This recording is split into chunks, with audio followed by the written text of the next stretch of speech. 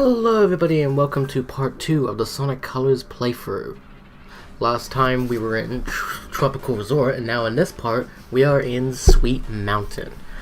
Now, I want to talk about the new remixes that are in this remaster. Some of the music that we hear is stuff that was already in the original game, but some of it is remixed. How it works is three stages will have the remixes, the other three will have the original tracks from the original version of the game. And honestly, I wish there was an option to where you could just choose to either have the remixes or the original tracks. I think a lot of people have actually said that, and I actually agree with that. Some of the remixes I don't have an issue with. There are some which I think are decent, some are good. There are some I feel like they kind of lost the touch that the original music had. Like this one, for instance, for Sweet Mountain. I've kind of grown to it, but I still think the original track from this stage was better compared to the one that you can probably hear in this gameplay footage. But yeah, there are some tracks I do think are actually quite good in terms of the remixes, like the one that was in the boss fight that we saw in the last part. I thought that one was quite cool. But anyways, so yeah, there was also some remixes like Speak With Your Heart and Reach For The Stars, like we heard in part 1 during the intro. There was the remix of Reach For The Stars, which had different instrumentals but the same vocals. I remember because it's the same one that we actually heard during the Sonic Symphony, and that was I thought that was quite nice actually. I think I prefer the remix of Reach For The Stars to the original version of the song. That's just me though. I don't know, others might prefer the original.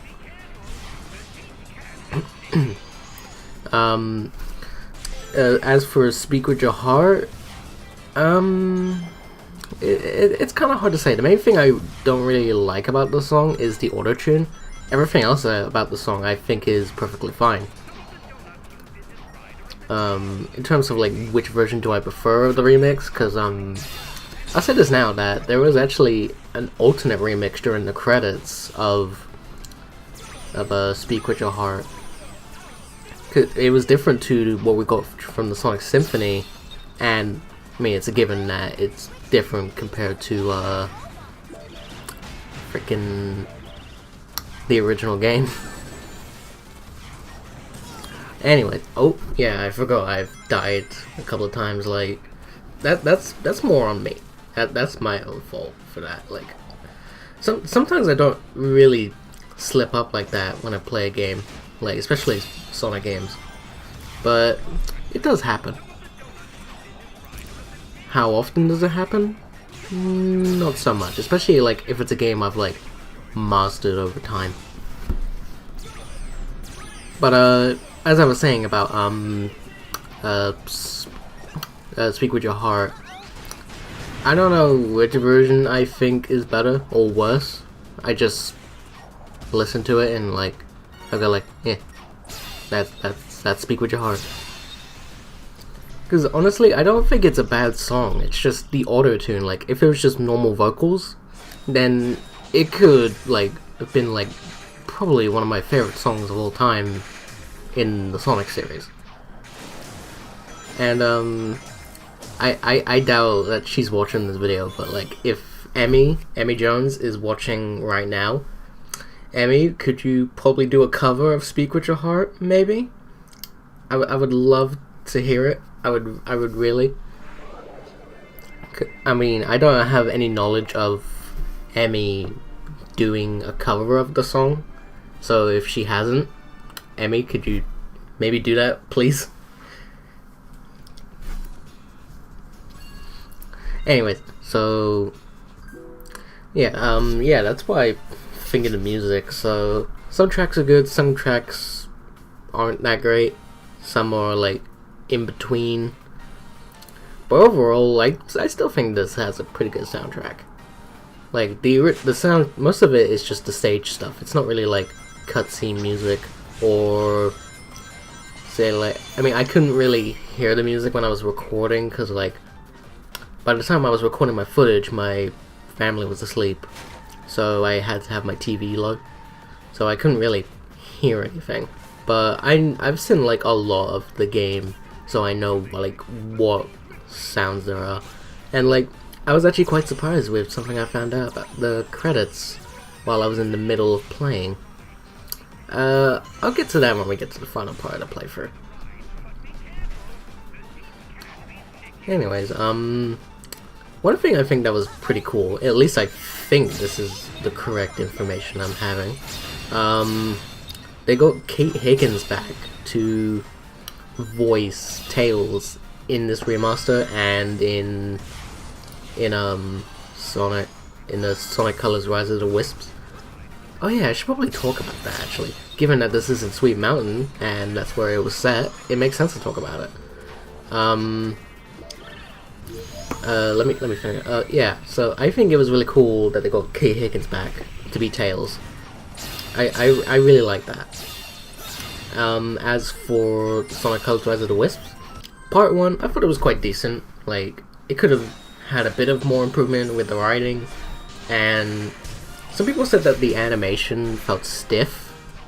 But like, I don't know. For some reason, I thought it was being animated on 2s. I might have the wrong information with that. I don't know. But yeah, as for Part 2, I really like Part 2. Part 2 was really good. It felt like Sonic. One of the things is Roger Craig Smith coming back as Sonic, because like originally he said he was done voicing Sonic, and some people thought like Sega fired him or he wasn't getting enough pay, but no, Roger said in an interview that he chose to leave on his own terms, and I was like, you know what, I respect that, because like I think that's the only time a Sonic voice actor chose to stop voicing the character. For Sonic, that is. I don't know about the other characters. But then, a day before that Sonic Central stream, Roger announced that he was gonna come back, which seemed very suspicious to me.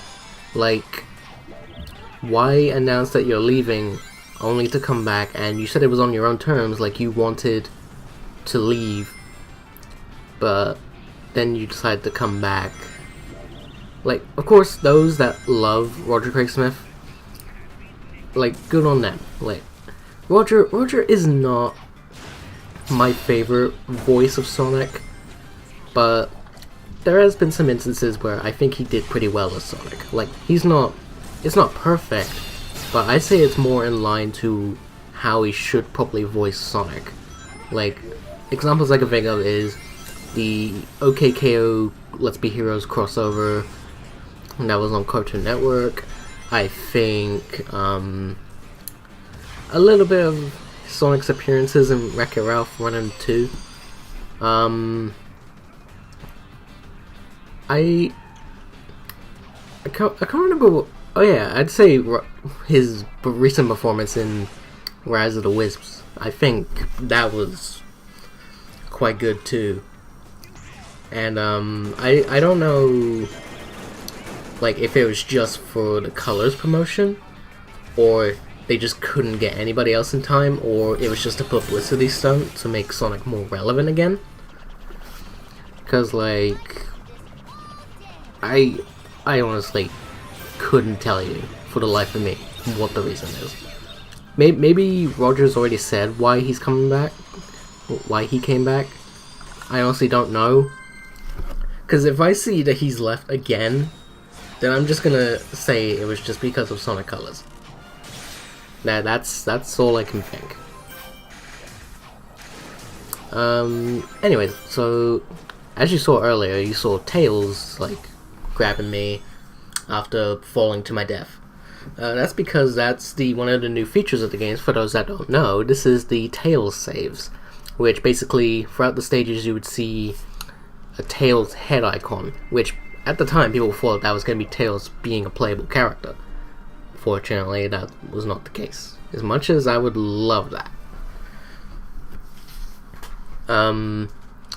Then later on we found out it was like Tails could like put you back where you last left off in a stage from when you fell. So like it's not like when you die, when you don't have any more rings, it's more like when you fall into a bottomless pit.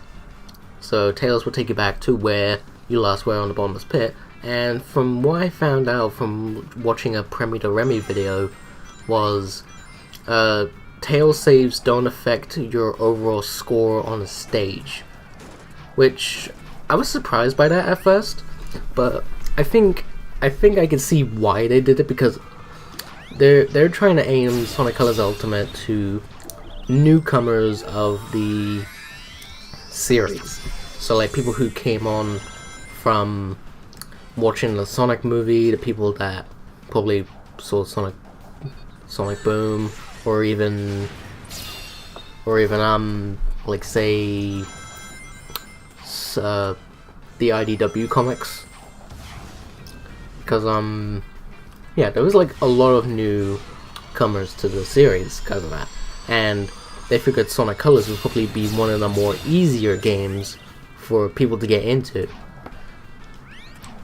And honestly, like looking at the critical reception of the original, and of course now the critical reception of this version, I could see why, and honestly I think it worked.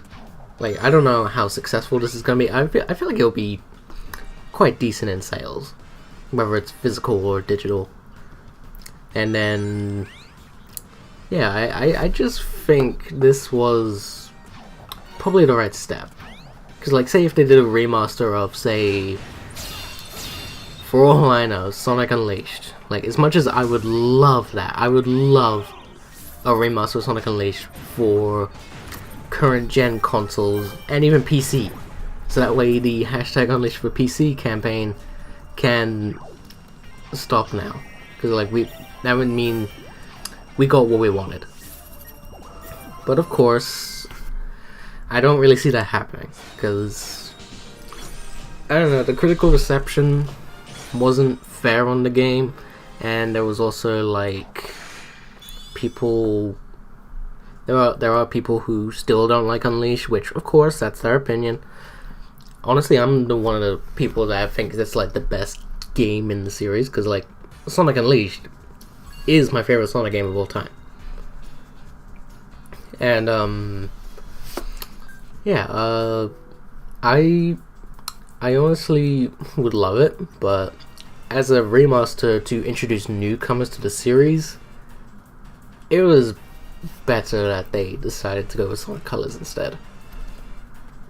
Because A, it was a critically received game, and B, it was probably the best game for like newcomers at the time. Like say, back when this game was on the Wii, there was probably like a lot of newcomers to the series, and some people actually grew up like during that time. So A, it will give them nostalgia for it when the remaster came out 11 years later, and B, it's to introduce a new audience.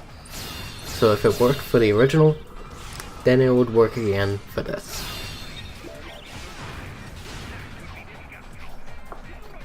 I think like that's like Sonic discussion video worthy. And this isn't even a discussion video, this is just a non-live commentary of me playing Sonic Colors Ultimate. Interesting how things work, isn't it? Cool. Yeah, what was I gonna say? How much more of this are we? Okay, we're over halfway on the thing as a whole. Oh yeah, I was surprised how I got that red ring on my first go. Like, I thought I was gonna miss it, but then it was like, no, you can have it. And I was like, what? Yeah, there's actually been a couple of instances where I've surprised myself while playing this. No, not like saying, wow, I actually like this. It was more like, wow, I didn't know I could actually do that. It's crazy. Really, really crazy. One of the things I think is kind of like bugs me with Sonic Colors is when they reuse a stage and it's the same level design, but they didn't like change anything to it other than say like you just get to see more of it. Like there's a stage in Planet Wisp that actually does that, and I'm like, why not just make that one whole stage? And as a matter of fact, there's a Sonic Generations PC mod that actually does that. There's literal mods for that. It's very fascinating to me, I'll be honest. Now, there are people that will say, like, say the Dolphin did a much better performance on Sonic Colors compared to Colors Ultimate. And, yeah, they have a right to think that, because, like, I mean, it looks exactly like how it did on the Wii, but more upscaled, 60 frames, I believe, and,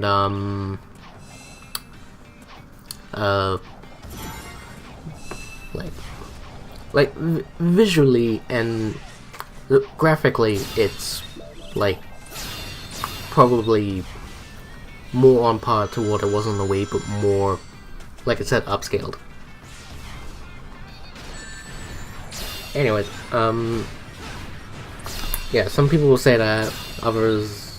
I think I talked about this in part 1, actually, about what some people probably prefer when it comes to Sonic Colors. So, like, they'll probably prefer the Wii version, they'll probably prefer Dolphin, they'll probably prefer Ultimate. It's a matter of, like, preference, really. For me, I honestly... given that I've played on the Wii, I've played on Dolphin, and I've played this, I honestly think that Colors Ultimate is the best version. Not because of the extra content, not because of the remixes, not because it's more accessible to other people that can't play on a Dolphin emulator or don't play Nintendo consoles. I just think it's better played on something else. Like, I feel like that was the issue. It was like restricted to the Wii. That's what I think. That's what I think. Anyway, so we're gonna be going into a cutscene, so I'm just gonna go a little silent once it pops up. So yeah.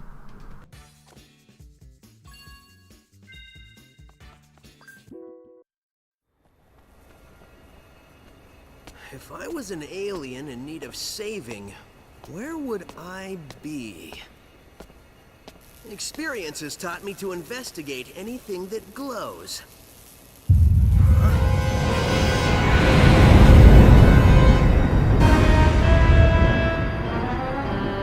Experience has also taught me that the best way to solve problems is to kick robot butt.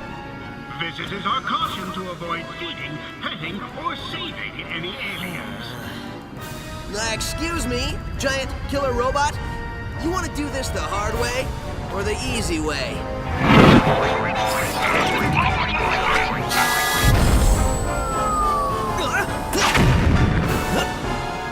Somehow I knew you'd say that. Let's dance.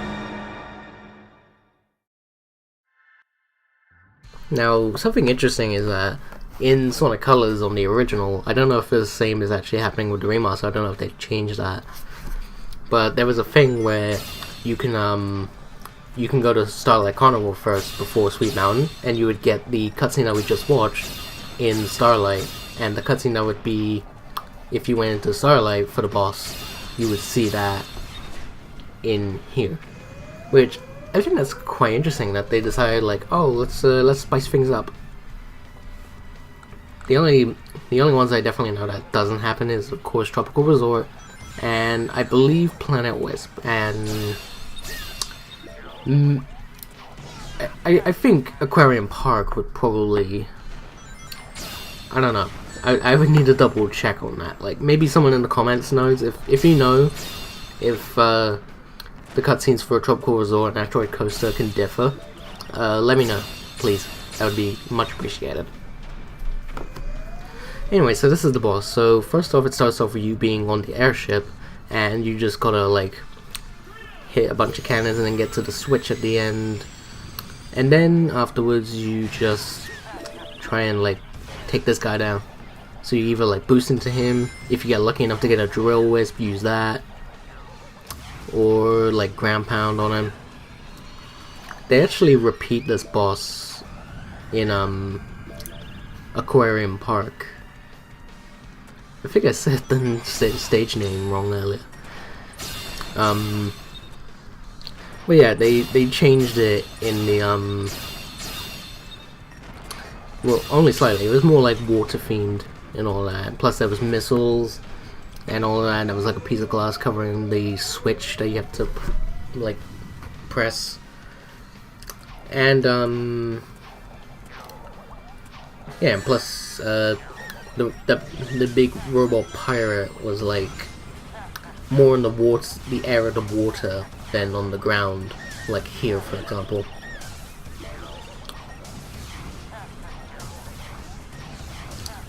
Yeah, sometimes this boss was like kind of tricky because like there was so many of these fellas. I was trying not to lose my rings, and then yeah, just yeah.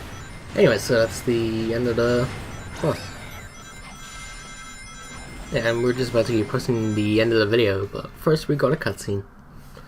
So we'll just go on in and do all that fun jazz.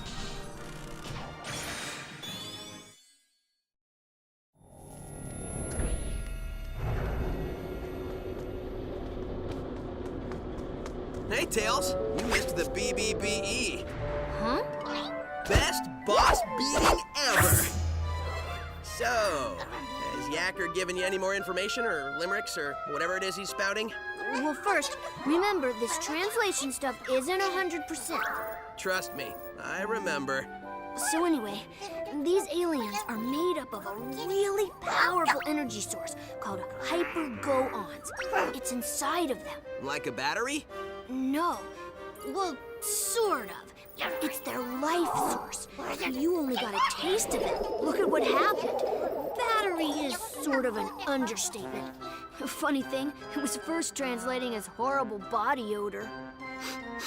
Anyway, it seems an evil man, and you might know him, who they call Baldy Nosehair.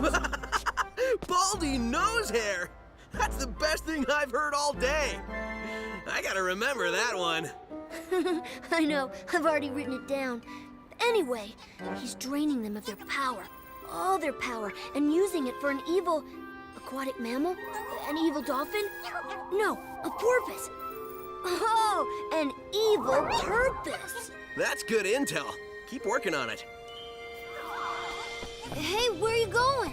To find Baldy McNosehair, of course. I'm totally calling him McNosehair. Well, anyways guys, that is it for this video. I thank you all for watching. If you enjoyed, leave a like. And yeah, so like, comment, subscribe. Support me on Patreon. Follow me on all my social media pages. And I'll see you all in my next video. Until then, take care. Bye-bye.